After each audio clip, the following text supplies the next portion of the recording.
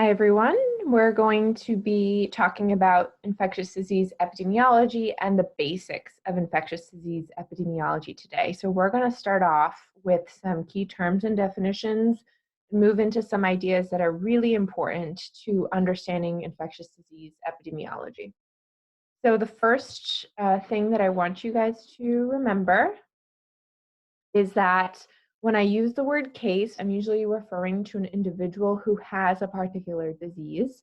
And we use the word case frequently to refer to an individual person. And it's not specific to one disease, but someone who might be infected with any sort of infectious disease. The term infectious disease is used to represent pretty much any disease that's caused by a pathogen. And that pathogen can be a virus, can be a bacteria, can be a parasite. We're going to go through some examples of each of these on a separate slide. This term is often used interchangeably with the term communicable disease, which is just a term for any disease that can be transmitted from one person to another. We also use this term for diseases that can be transmitted from animal to animal or animal to human. And diseases that can be specifically transmitted from animal to human are termed zoonotic diseases. So again, these are diseases that usually occur in animals and then can be transmitted to humans. The most notable case right now is the coronavirus. We do believe that that virus originated in a bat and then was transmitted to a human, and so that is considered a zoonotic disease.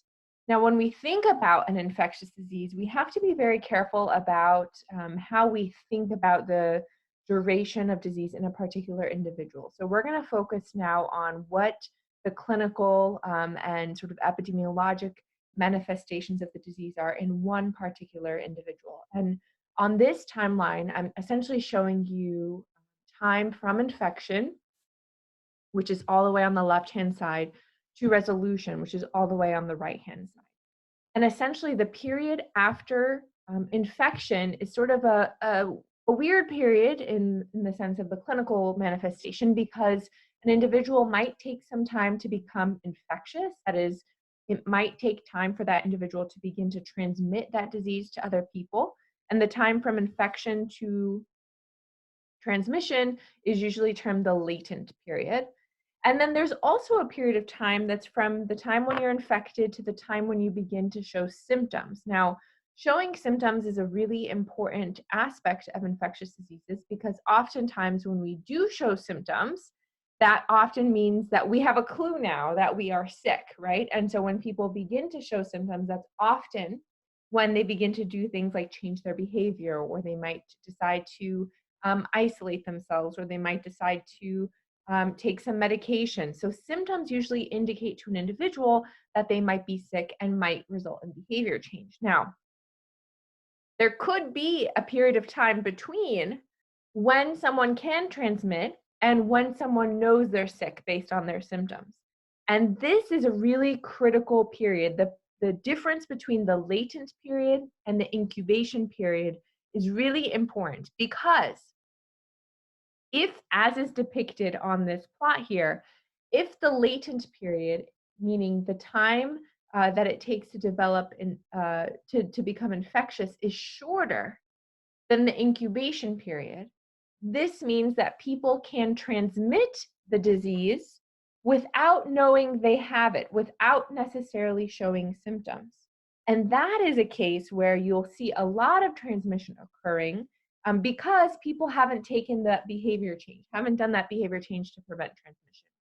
Whereas a disease where it's the opposite, where the incubation period is shorter than the latent period, that's when you might actually see less transmission, right? Because people are able to change their behavior before they become infectious.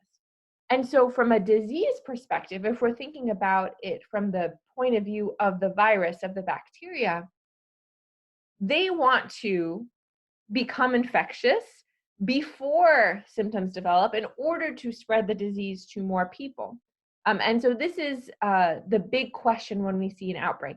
Is the disease, is the infection that we're seeing, is it transmissible? Is it infectious before symptoms can occur? Because this will change the way that we do our prevention messaging.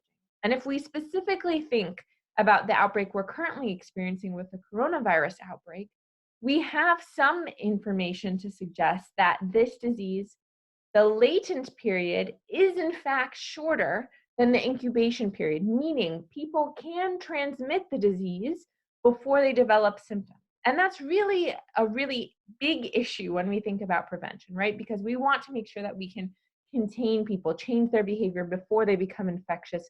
And that's not necessarily the case. That's not what we believe to be the case right now with the coronavirus.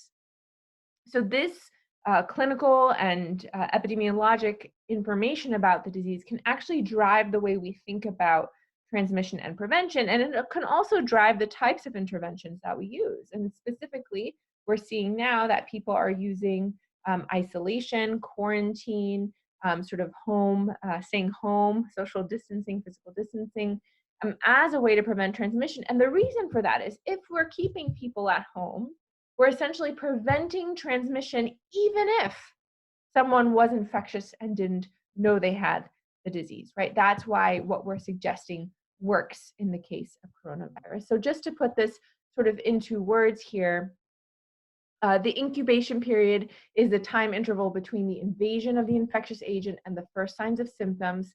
And this varies for different diseases. For something like food poisoning, we know that that usually occurs very quickly after exposure, whereas for something like HIV, symptoms may not actually show up before 10 or 15 years. And so this really drives the way that we think about how transmissible something is. And then the latent period is the time from infection to infectiousness. And again, this varies. We know that for something like the flu, this could be 3 to 5 days, whereas for something like Ebola, we know that it can be as long as 21 days. Another key term, key thing that I want you guys to think about is the epidemiologic triad. And the epidemiologic triad is essentially a way to describe the relationship between the person becoming infected, which in this case is the susceptible host, the agent, which is what is the infected, what is the thing you're becoming infected with. So was it a virus, is it a bacteria? And then the environment in which people live in. So as I mentioned, we think about agents as bacteria, viruses, parasites, and we're going to talk about some examples of those. We can think about the environment in which people live in. So what is the physical, the biological, the socio-political, the economic climate that we're dealing with this particular infection? And then we can also think about the characteristics of the host themselves. So what is their physical condition? Do they have any sort of coexisting conditions, which we're talking about a lot now, any chronic conditions that we need to think about? And these three things can really determine how likely it is someone is to become infected. And they could also determine the extent of a particular outbreak as well. Now, for communicable diseases, we need to add one more, which is a vector. And we can think about a vector as the organism that transmits infection, that conveys the agent to the susceptible host, right? So what is it that gets the agent to the host? That is usually the vector. And the most common example of this is a mosquito. And we can think about the mosquito in terms of malaria, in terms of Zika and other infections that a mosquito carries. The mosquito itself is carrying the parasite or the bacteria, and it is then giving that bacteria or that parasite to the host, to the person who is becoming infected. So while we've talked about the epidemiologic triad in other contexts, we're now thinking about it in the context of infectious diseases where we have to add a fourth character, which is the vector. So what are some typical agents, right, in that triad? What are some agents? And I'm not going to go into the details here because I think this sort of goes into a little bit more of a biology lecture.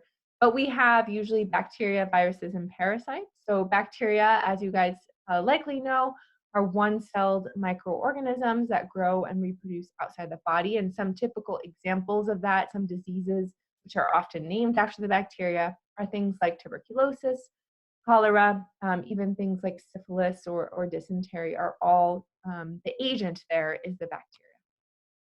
Then we can also think about viruses. These are pathogens that cannot survive on their own. They actually need the human cell to reproduce. and that's what sort of makes them different than a bacteria.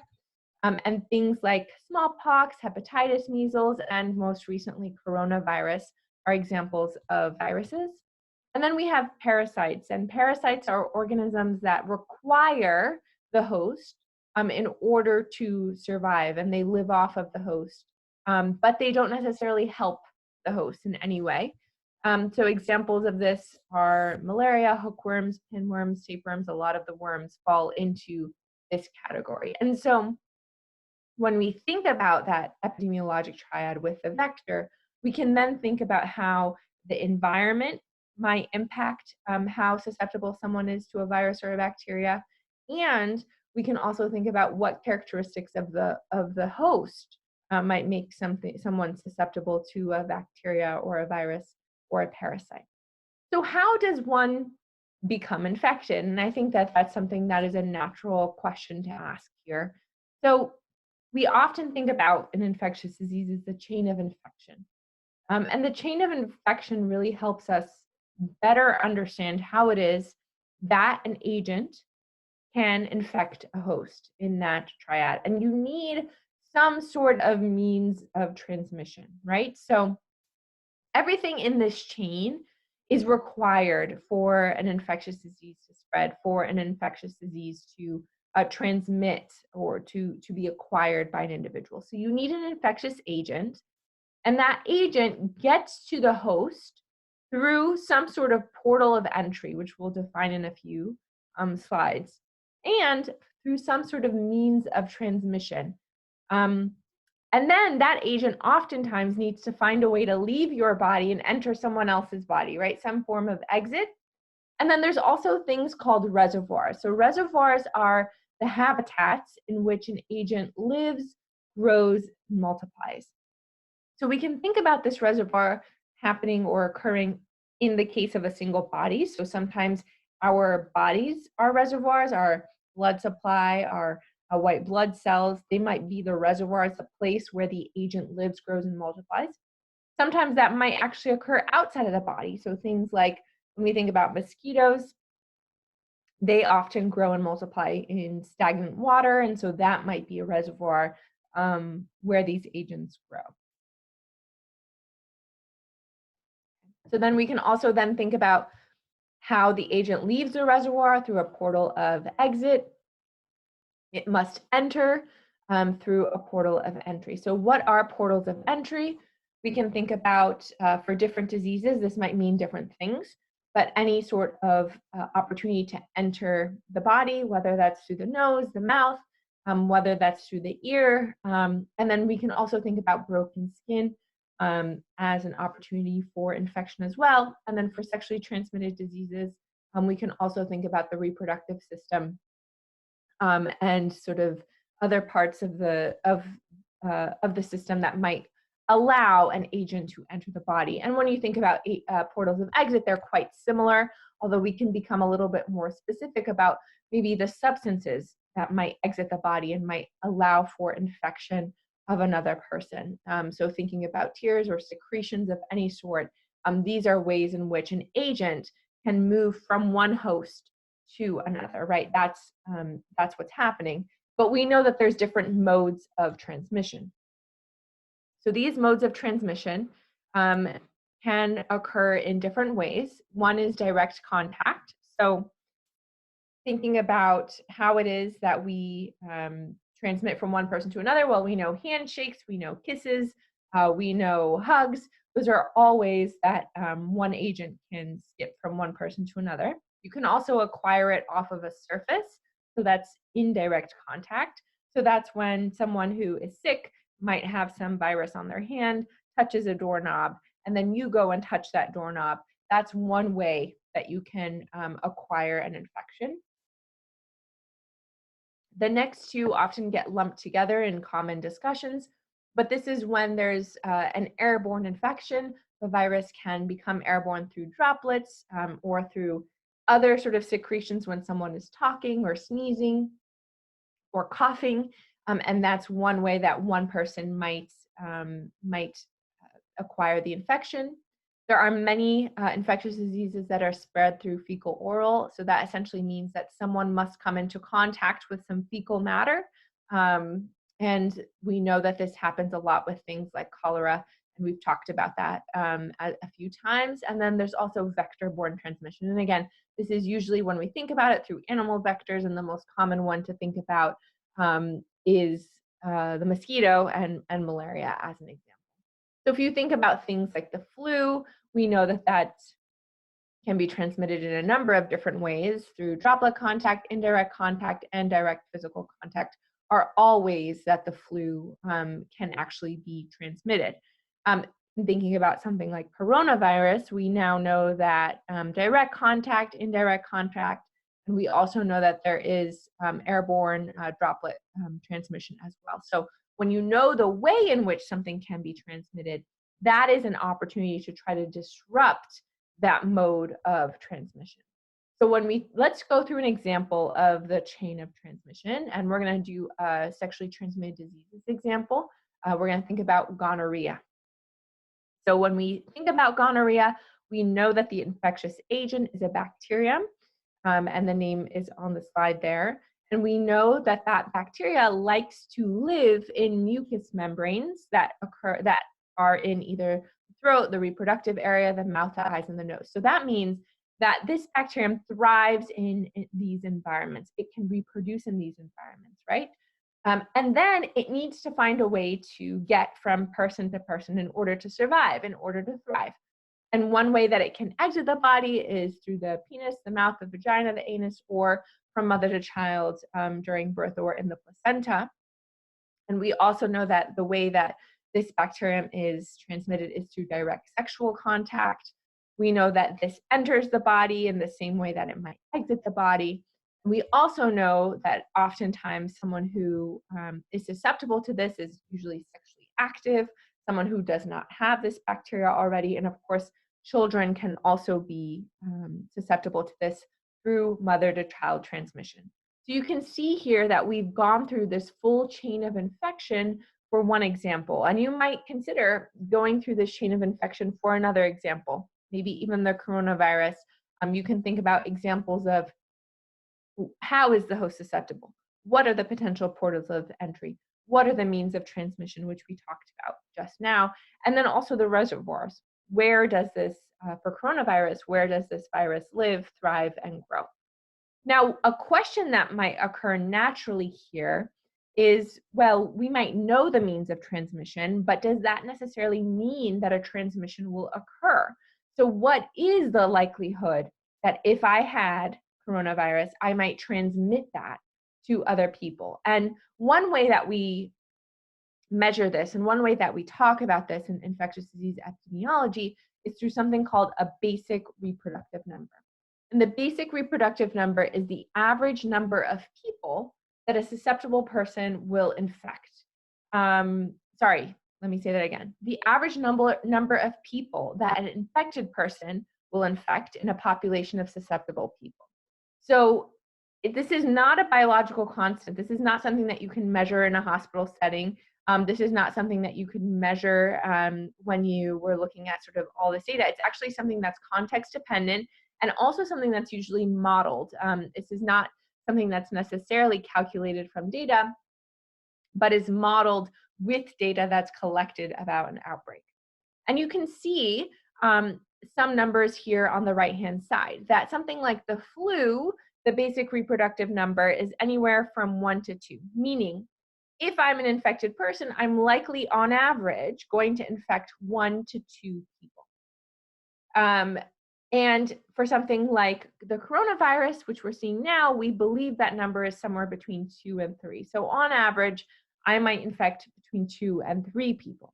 Now, something like measles, a person who is infected will on average infect 12 people. So that would be considered very, very, very infectious compared to something like coronavirus or to influenza. Now, why is this number important? Well, let me give you an example. Let's say that we knew the basic reproductive number was 5, so something close to what the basic reproductive number for mumps is. Well, that means that if we have one case to begin with, that one person will go on to infect, on average, 5 people. And each of those 5 people will go on to infect, on average, 5 people. And each of those 25 people will go on to infect 5 people. And so what we actually see is that by the 4th generation, we now have 125 cases, which is suggesting that there's exponential growth in the epidemic because of a high basic reproductive number.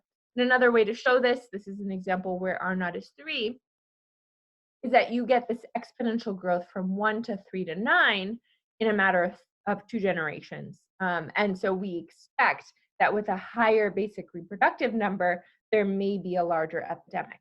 Now, if the basic reproductive number is 1, as in the example on the right, we expect there to be some disease, but we do not expect the epidemic to grow.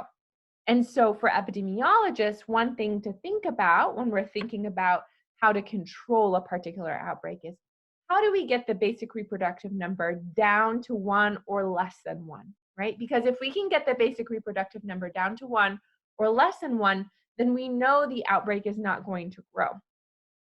But if the basic reproductive number stays high, then there's a risk of an outbreak occurring. So to summarize what I just said, the magnitude of the basic reproductive number essentially describes the likelihood and scale of a potential outbreak, with R naught greater than 1, meaning that there is likely going to be an epidemic. R naught at 1 means we'll have some cases, but it won't go crazy. It'll sort of remain stable. And R naught less than 1 suggesting that the epidemic is going to die out eventually. So again, can we think of ways to get the basic reproductive number under 1? What are ways that we can disrupt the chain of infection to make that happen? So if we think about this chain of infection, how do we break it, right? The key concept here is we want to break this chain if possible. And what I mean by that is there a way, right? Is there a way to remove one of these links from this chain? So ways that we might be able to do that is kill the pathogen, right? If we can find a way to kill the pathogen, we get rid of that infectious agent, we've now broken the chain of infection. And this can be done through things like antibiotics or antivirals.